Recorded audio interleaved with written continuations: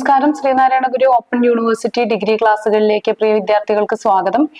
നമ്മൾ ഇന്ന് fundamentals of political സയൻസിലെ ബ്ലോക്ക് 4-ലെ സെക്കൻഡ് യൂണിറ്റ് ആണ് ഡിസ്കസ് ചെയ്യുന്നത്. Marxism, classical and neo Marxism എന്നാണ് ഈ ഒരു യൂണിറ്റിന്റെ പേര്.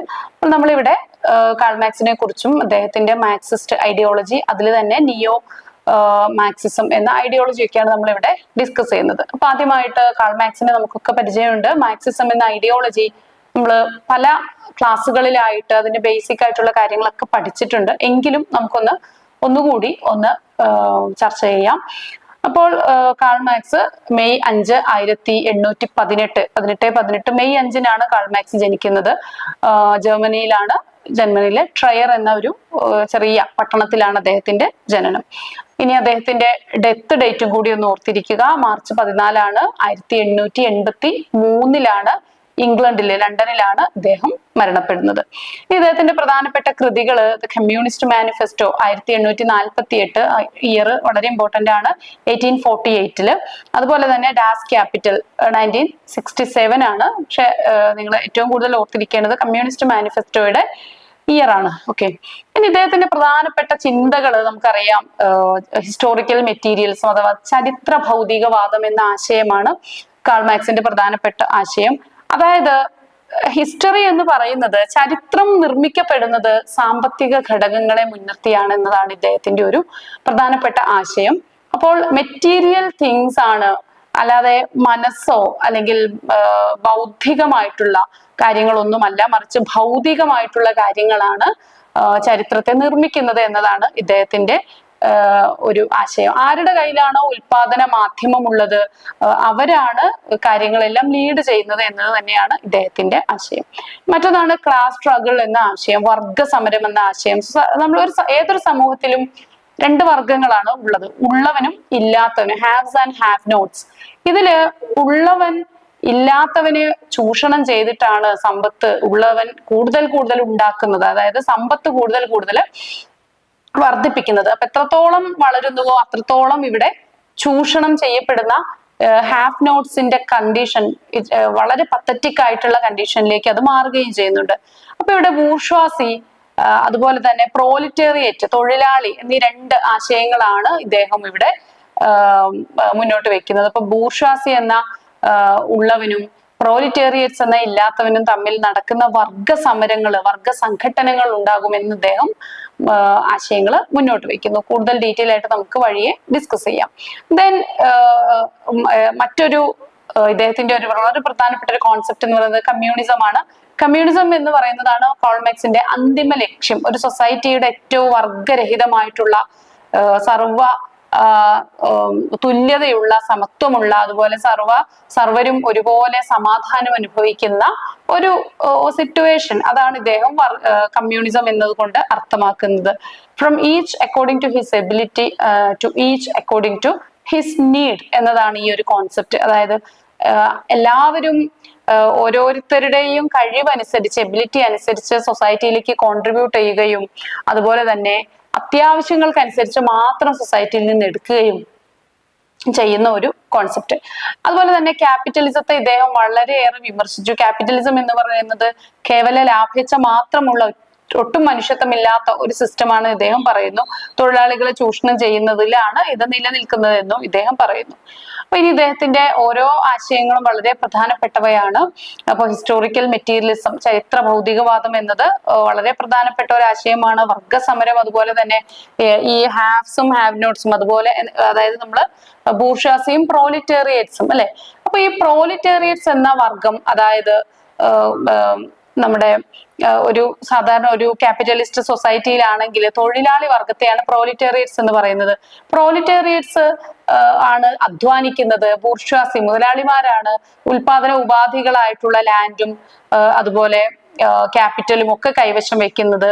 അതുകൊണ്ട് തന്നെ ഈ ഉൽപാദന ഉപാധികളുടെ ഉടമസ്ഥാവകാശം ഉണ്ട് എന്ന ഒരൊറ്റ ഒരൊറ്റ കാരണത്താൽ ഈ ഉൽപാദനത്തിന്റെ മുഴുവൻ ലാഭവും ഈ മുതലാളി കൈയാളുന്നു. ഈ ഒരു സിസ്റ്റത്തിനെതിരെ കാൾ മാർക്സിന് വലിയ എതിർപ്പാണ്. അതുകൊണ്ട് തന്നെ കുറെ കാലം ഇങ്ങനെ ചൂഷണം ചെയ്യപ്പെടുമ്പോൾ പ്രോലിറ്റേറിയറ്റ്സ് ഈ ബുർഷ്വാസിക്കെതിരെ ആഞ്ഞടിക്കുമെന്നും അതൊരു വലിയ സംഘട്ടനമാകുമെന്നും ഒരു വലിയ വർഗ സമരമായി മാറുമെന്നും ഈ വർഗ സമരത്തില് ഈ പ്രോലിറ്റേറിയറ്റ് വിജയിക്കുമെന്നും അങ്ങനെ പ്രോലിറ്റേറിയറ്റ്സിന്റെ ഒരു ഉടമസ്ഥതയിലുള്ള ഒരു സിറ്റുവേഷൻ സംജാതമാകും. അതായത് ഡിക്റ്റേറ്റർഷിപ്പ് ഓഫ് പ്രോലിറ്റേറിയറ്റ്സ് എന്ന ഒരു അവസ്ഥ സംജാതമാകുമെന്നും കാൾ മാർക്സ് പറയുന്നു.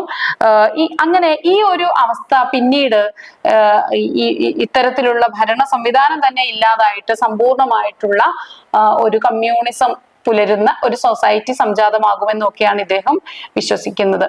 നമുക്ക് ഇദ്ദേഹത്തിന്റെ ദാസ് ക്യാപിറ്റൽ എന്ന കൃതി, ദാസ് ക്യാപിറ്റലില് സമ്പദ് വ്യവസ്ഥയെ കുറിച്ച് വളരെ ആഴത്തിൽ വിശകലനം ചെയ്യുന്ന ഒരു കൃതിയാണ് ഇത്. ഇതില് മൂലധനം, ഉൽപാദനം, ലാഭം, അതുപോലെ തന്നെ ചൂഷണം, ഇവയെ കുറിച്ചൊക്കെ വളരെ ഡീറ്റെയിൽ ആയിട്ടുള്ള ഗഹനമായിട്ടുള്ള പഠനങ്ങൾ നടത്തുന്നു. വിപ്ലവം എന്നത് ഇദ്ദേഹത്തിന്റെ ഒരു ആശയമാണ്.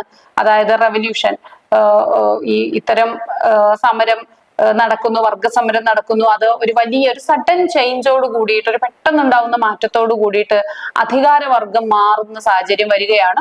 ഇതിനെയാണ് ഇദ്ദേഹം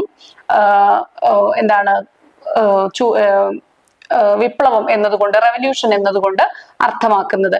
ഇനി ഈ വിപ്ലവത്തിന്റെയൊക്കെ അന്തിമ ലക്ഷ്യം എന്താണ്? അത് കമ്മ്യൂണിസമാണ്, ഒരു വർഗരഹിതമായിട്ടുള്ള ഒരു സൊസൈറ്റി ആണെന്നും ഇദ്ദേഹം പറഞ്ഞു വെക്കുന്നു.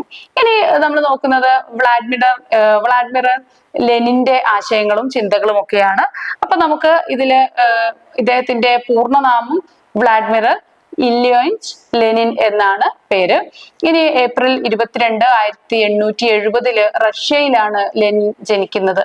ഇദ്ദേഹം മരിക്കുന്നത് 1924 ജനുവരി 21. ഇദ്ദേഹത്തിന്റെ പ്രധാന സംഭാവന എന്ന് പറയുന്നത് മാർക്സിസത്തെ ഒരു റഷ്യൻ സാഹചര്യത്തിൽ വിശദീകരിച്ചത് ഇദ്ദേഹമാണ്. അതിനു വേണ്ടിയിട്ട് റഷ്യയിൽ ഒരു കമ്മ്യൂണിസ്റ്റ് വിപ്ലവം നയിച്ചതുമൊക്കെ ഇദ്ദേഹത്തിന്റെ നേതൃത്വത്തിലാണ്. ഇനി മാർക്സിസത്തിന്റെ ഒരു രൂപാന്തരണമാണ് ഇത്. ലെനിൻ ഈ മാർക്സിസത്തെ റഷ്യയിലെ സാമൂഹിക, സാമ്പത്തിക, രാഷ്ട്രീയ സാഹചര്യങ്ങളുമായിട്ട് കോർത്തിണക്കിക്കൊണ്ടാണ് അതിനെ വിശകലനം ചെയ്യുന്നത്. അതുപോലെ തന്നെ റഷ്യൻ സാഹചര്യങ്ങൾക്ക് അനുസരിച്ച് മാർക്സിസത്തിന്റെ അന്തസത്തയെ പുതുക്കിയ ഒരു വ്യക്തി കൂടിയാണ് ലെനിൻ. കാൾ മാർക്സിന്റെ ആശയങ്ങളെ പ്രായോഗിക മാർഗത്തിൽ ലെനിൻ വികസിപ്പിച്ചു. അതിനെ അടിസ്ഥാനപ്പെടുത്തിയിട്ടുള്ള ഒരു വിപ്ലവം, റഷ്യൻ റെവല്യൂഷനും ഉണ്ടാവുന്നു. വിപ്ലവം തൊഴിലാളി വർഗം മാത്രം നയിക്കേണ്ടതല്ല എന്നും അതിനായിട്ട് ശക്തമായിട്ടുള്ള ഒരു പാർട്ടി വ്യവസ്ഥ കൂടി വേണമെന്ന് ഇദ്ദേഹം പറഞ്ഞു. അതാണ് ലെനിൻ അതിലൊരു പ്രായോഗിക തലത്തിലേക്ക് ആ സിദ്ധാന്തത്തെ കൊണ്ടുവരുന്നത്. കാൾ മാർക്സ് എന്തായിരുന്നു പറഞ്ഞിരുന്നത്? അസംഘടിതരായിട്ടുള്ള തൊഴിലാളികളെ ഈ ഒരു ലക്ഷ്യത്തിന് വേണ്ടി താൽക്കാലികമായിട്ട് അങ്ങ് സംഘടിച്ച് ഒരു പ്രോലിറ്റേറിയറ്റ് റെവല്യൂഷൻ നടത്തുന്നു എന്നുള്ള രീതിയിലാണ് പറഞ്ഞിരുന്നത്. എന്നാൽ അത് സമ്പൂർണമായിട്ടുള്ള മാറ്റം കൊണ്ടുവരുന്ന ഒരു വിപ്ലവമായിട്ട് വരില്ല എന്നും അതൊരു കേവലമായിട്ടുള്ള ഒരു ബഹളവും മറ്റുമായിട്ട് അങ്ങനെ പോവുകയുള്ളൂ. ഒരു പാർട്ടി, കൃത്യമായിട്ട് ഈ വിപ്ലവത്തിന് നേതൃത്വം കൊടുക്കുന്ന ഒരു പാർട്ടിയുടെ അടിത്തറ വേണമെന്ന് വാദിച്ചതും അങ്ങനെ ഒരു സിദ്ധാന്തം രൂപീകരിച്ചതും ലെനിനാണ്. ഇനി ആഗോള വിപ്ലവ സിദ്ധാന്തം. മാർക്സിസം പിന്തുടരുന്നവരും പിന്തുടരുന്ന എല്ലാ ഇടങ്ങളിലും പൊതുവെ വിപ്ലവത്തിന് കൂടുതൽ പ്രാധാന്യം നൽകുന്നുണ്ട്. ക്യാപിറ്റലിസത്തെ തോൽപ്പിച്ച് തൊഴിലാളികളെ ഭരണത്തിലേക്ക് നയിക്കുന്നതിന് വേണ്ടിയിട്ടാണ് ഈ ഒരു വിപ്ലവം. അപ്പൊ വൻതോതിലുള്ള ഉൽപാദനം, അതുപോലെ തന്നെ ആഗോള ധനവിനിമയം, ഇതിനെയൊക്കെ ക്യാപിറ്റലിസത്തിന്റെ ഒരു അന്തരീക്ഷം, ഇതൊക്കെയാണ് ഒരു ക്യാപിറ്റലിസത്തിന്റെ അന്തരീക്ഷം ഉണ്ടാകുന്നത് എന്ന് ലെനിൻ വിശേഷിപ്പിച്ചു. അപ്പൊ ഇത്തരം ഒരു ആഗോള മാറ്റം വരണമെങ്കിൽ ഒരു ആഗോള തലത്തിൽ തന്നെ ഒരു വിപ്ലവം നടക്കേണ്ടതുണ്ട് എന്ന് അദ്ദേഹം പറഞ്ഞു. അതുപോലെ തന്നെ പാർട്ടിക്ക് ഒരു പുതിയ രൂപം, ഒരു വാങ്കാണ്ട് തിയറി ലെനിൻ പ്രൊപ്പോൺ ചെയ്യുന്നുണ്ട്. ലെനിന്റെ പ്രധാനപ്പെട്ട സംഭാവനകളിൽ ഒന്നാണ് ഇത്. വളരെ കഠിനമായിട്ടുള്ള സംഘടനാപരമായിട്ടുള്ള, സംഘടനാ ബോധമുള്ള ഒരു നേതൃഗണം ഉണ്ടാവണം. ഇത് വിപ്ലവത്തെ നയിക്കുമെന്നാണ് ഇദ്ദേഹം പറയുന്നത്. അപ്പൊ സാധാരണ തൊഴിലാളികൾക്ക് മാത്രം ആശ്രയിച്ച് നിൽക്കുന്ന ഒന്നല്ല വിപ്ലവം എന്നും ഇദ്ദേഹം പറയുന്നുണ്ട്. അല്ലെങ്കിൽ തൊഴിലാളികൾക്ക് മാത്രം സാധ്യമാകുന്ന ഒന്നല്ല വിപ്ലവം. കൃത്യമായിട്ടുള്ള ഒരു നേതൃത്വം ഇതിന് ഉണ്ടാകണമെന്ന് ലെനിൻ പറയുന്നു. മാത്രം ഇദ്ദേഹം ഇമ്പീരിയലിസത്തെ വളരെയേറെ എതിർത്ത ഒരു വ്യക്തി കൂടിയാണ് ലെനിൻ. ക്യാപിറ്റലിസം വളർന്ന് അവസാനം അതൊരു സാമ്രാജ്യത്വത്തിലേക്ക്, ഒരു ഇമ്പീരിയലിസത്തേക്ക് വളരുമെന്ന് അദ്ദേഹം പറയുന്നു. അപ്പൊ മറ്റു നാടുകളുടെ സമ്പത്തും വൻകിട നിക്ഷേപങ്ങളും ഒക്കെ പിടിച്ചെടുക്കുന്ന ഒരു സാഹചര്യത്തിലേക്ക് ഈ കമ്മ്യൂണിസം വളരുമെന്നാണ് ഇദ്ദേഹം പറയുന്നത്. അപ്പൊ ഇമ്പീരിയലിസം ക്യാപിറ്റലിസത്തിന്റെ അന്തിമ ഘട്ടമാണ്, അതൊരു നാശത്തിന്റെ ഘട്ടമാണ് എന്ന് ലെനിൻ പറയുന്നുണ്ട്.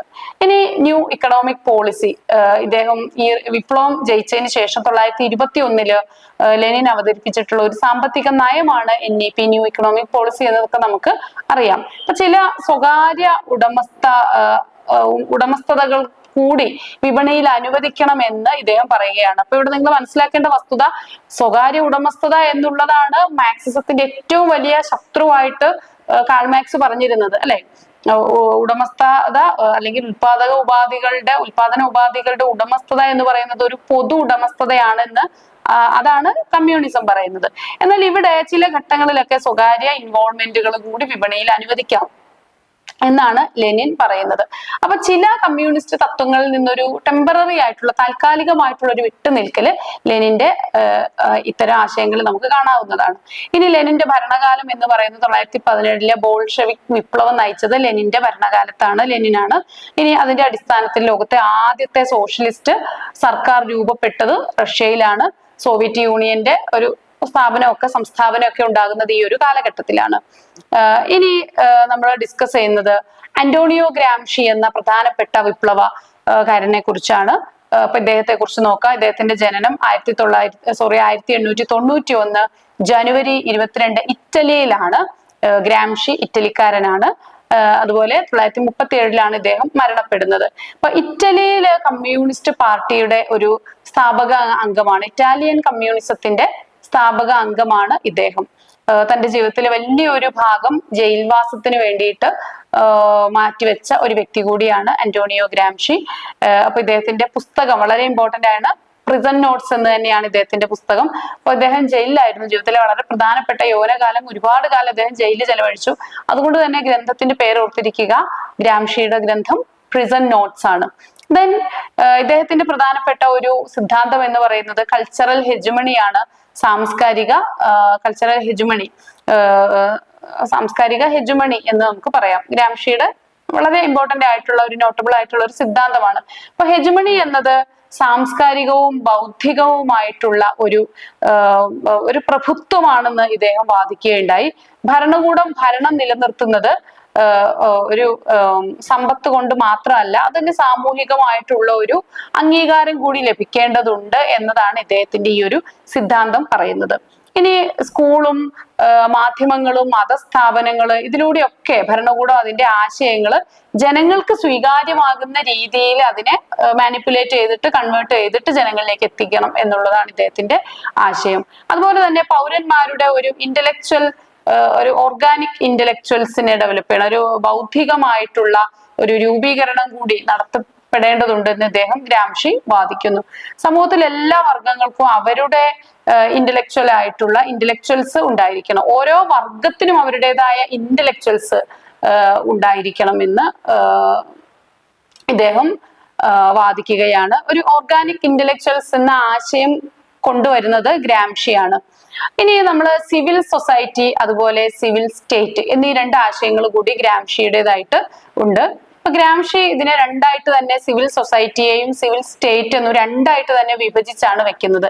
സിവിൽ സൊസൈറ്റി അഥവാ പൗര സമൂഹം എന്ന് പറയുന്നതിൽ മാധ്യമങ്ങളും വിദ്യാഭ്യാസവും സംസ്കാരവും ഒക്കെ ഉൾപ്പെടുന്ന ഒരു സൂപ്പർ സ്ട്രക്ചർ ആണ് യഥാർത്ഥത്തിൽ ഇദ്ദേഹത്തിന്റെ സിവിൽ സൊസൈറ്റി എന്ന് പറയുന്നത്.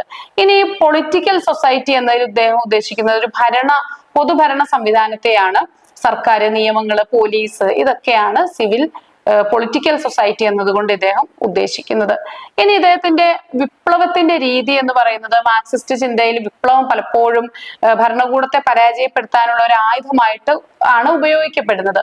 അപ്പൊ ഗ്രാംഷി പറയുന്നത് ഇത് ഒരു വിപ്ലവമല്ല, മറിച്ച് ഒരു കൺസെന്റ്, ജനങ്ങളുടെ ഒരു അനുമതി, ഭരിക്കാൻ ഭരണകൂടത്തിന് വേണ്ടത് ഒരു അനുമതിയാണ്. അതുകൊണ്ട് വിപ്ലവം നേടണമെങ്കിൽ ഒരു വിപ്ലവം എന്നതിന്റെ അർത്ഥം എന്താണ്? വിപ്ലവം എന്ന് പറയുമ്പോൾ നിങ്ങളുടെ മനസ്സിൽ വരേണ്ടത് വാളും കുന്തവും തോക്കും ഒക്കെ എടുത്തിട്ട് യുദ്ധം എന്നുള്ളതല്ല, മറിച്ച് ഇറ്റ്സ് എ സഡൻ ചേഞ്ച് അല്ലെ, ഒരു മാറ്റം. ഈ മാറ്റം കൊണ്ടുവരേണ്ടത് എന്താണ്?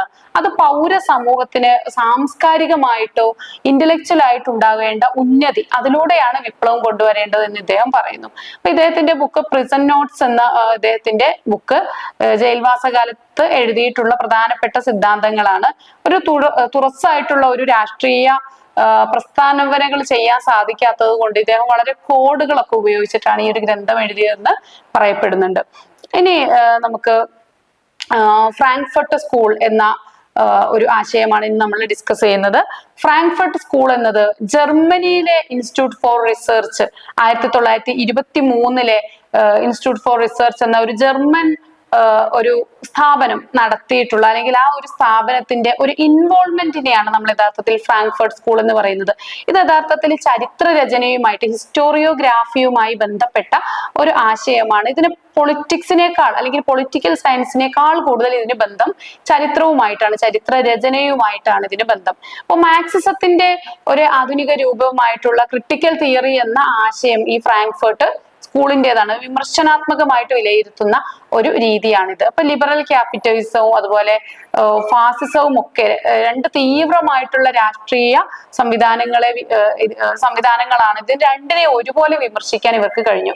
ഇതൊരു ജർമ്മൻ ബേസ്ഡ് ആണെന്ന് പറഞ്ഞല്ലോ. അപ്പോ ഫാസിസത്തെയും, അതും ഒരു എക്സ്ട്രീം ലെവൽ ഓഫ് നാഷണലിസം ആണ്, അതുപോലെ കമ്മ്യൂണിസം, ഈ രണ്ട് ആശയങ്ങളുടെയും നെഗറ്റീവായിട്ടുള്ള കാര്യങ്ങളെ ഇവര് എതിർക്കുന്നുണ്ട്. അത് മാക്സ് ഹോർഖൈമർ ആണ് ഇതിന്റെ ഒരു പ്രധാനപ്പെട്ട, അതുപോലെ തിയോഡർ അർണോൾഡോ ഇവരൊക്കെയാണ്, അഡോർണോ ഇവരൊക്കെയാണ് ഇതിന്റെ പ്രധാനപ്പെട്ട പ്രൊപ്പൗണ്ടൻസ് എന്ന് പറയുന്നത്. അതുപോലെ തന്നെ Herbert Marcuse, Benjamin, Walter Benjamin, അതുപോലെ തന്നെ യൂഗർ ഹാബർമാൻ ഇവരൊക്കെയാണ് ഇതിന്റെ പ്രധാനപ്പെട്ട പ്രഘോഷകര്. നമ്മൾ ഇതുമായിട്ട് ബന്ധപ്പെട്ട് പഠിക്കുന്നത് ക്രിട്ടിക്കൽ തിയറിയാണ്. ക്രിട്ടിക്കൽ തിയറി സാമൂഹ്യ രീതികളും അതുപോലെ സാമ്പത്തിക ഘടനയും ഒക്കെ വളരെ ക്രിട്ടിക്കലായിട്ട് ഒരു വിമർശനാത്മകമായിട്ട് പരിശോധിക്കുന്ന ഒരു സിദ്ധാന്തമാണിത്. അപ്പൊ ഇവിടെ ലൗകികതയും ആധുനികതയും ഒക്കെ, ഒരു മോഡേണിറ്റി മാഡ്നസ് എന്നൊരു കോൺസെപ്റ്റ് ഒക്കെയാണ് ഇവരെ മുന്നോട്ട് വെക്കുന്നത്. ഇതിനെയൊക്കെ അവർ വളരെ ശക്തമായിട്ട് വിമർശിക്കുന്നു. ഇനി ഒരു കൾച്ചറൽ ഇൻഡസ്ട്രി സിദ്ധാന്തമാണ് ഇതുമായിട്ട് ബന്ധപ്പെട്ട മറ്റൊരു സിദ്ധാന്തം എന്ന് പറയുന്നത്. അഡോർണോയും അതുപോലെ തന്നെ ഹോർഖൈമറും ഒക്കെയാണ് ഈ സിദ്ധാന്തത്തിന്റെ ഉപജ്ഞാതാക്കൾ. ഇവർ രണ്ടുപേര് ചേർന്നിട്ടാണ് ഈ ഒരു സിദ്ധാന്തം അവതരിപ്പിക്കുന്നത്. അപ്പോൾ മാസ് മീഡിയ, ചലച്ചിത്രം, സംഗീതം ഇതൊക്കെ ഒരു ക്യാപിറ്റലിസ്റ്റ് അധികാരത്തെ നിലനിർത്തുന്ന ഒരു ടൂളായിട്ടാണ് ഇവര് അവതരിപ്പിക്കുന്നത്. ഒരു ഉപഭോക്തൃ സംസ്കാരമൊക്കെ ഡെവലപ്പ് ചെയ്യുന്നതിനൊക്കെ ഇത് കാരണമാകുമെന്നാണ് ഇവരുടെ ഒരു കാഴ്ചപ്പാടെന്ന് പറയുന്നത്. അപ്പൊ ഇത്രയാണ് നമുക്ക് ഈ ഒരു യൂണിറ്റിൽ ഡിസ്കസ് ചെയ്യാനുള്ളത്. Thank you.